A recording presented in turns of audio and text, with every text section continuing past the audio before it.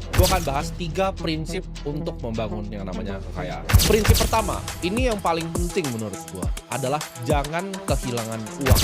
Contoh ya, lu menginvestasi ke hal yang lu gak ngerti. Misalnya 100 juta rupiah. 100 juta rupiah itu hilang 50%. Let's say lu invest di A. A ini dari lu taruh 100 juta jadi 50 juta. Itu turun berapa presentasinya? Kalian bisa hitung dengan cepat, 50%. Tapi untuk balikin A tadi dari 50 juta ini ya, ke 100 juta, itu butuh naik 100%. Ini matematika yang banyak orang nggak paham. Turun ke 50%, naik tuh harus 100%. Sekarang gue pengen kasih kalian tebak-tebakan sedikit. Kalian tahu gak kalau turunnya 60%, ya misal jadi 40 juta, itu harus naik berapa untuk balik lagi seperti modal semula? Jawabannya harus naik 150%. Kita ambil yang lebih ekstrim. 100 juta tadi taruh di C, turunnya 80%, jadi bisa 20 juta. Itu perlu naik 400%, teman-teman. 400% untuk balik ke modal awal. Untuk kita belajar gimana cara nggak kehilangan uang, ini penting banget nih untuk kita semua ya teman-teman di sini. Tahu prinsip nomor 2, hanya berinvestasi di apa yang lu ngerti.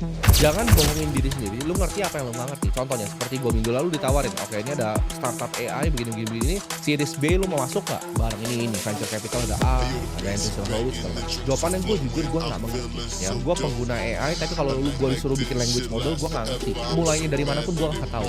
Adalah gue belajar sedikit-sedikit dari course Nvidia, tapi gue nggak ngerti jawabannya. Gue bukan expert di machine learning, gue bukan expert di artificial intelligence. Saya tidak mengerti, jadi gue nggak ikut investasi karena gue nggak paham cara bikin agentic AI itu seperti apa. Itu bukan circle of competence gue. Ngerti? Nggak ngerti? Skip.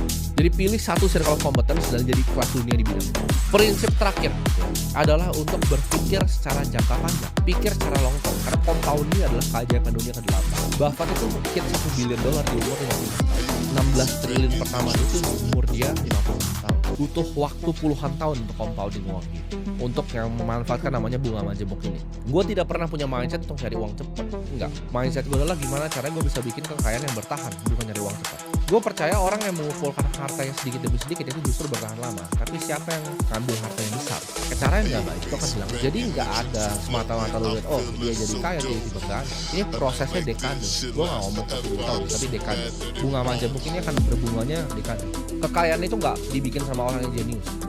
Kekayaan itu dibikin sama orang yang disiplin, sabar, nikmatin prosesnya. Beli apa yang lu ngerti, ya tahan selama mungkin. Karena investasi lah maraton bukan sprint.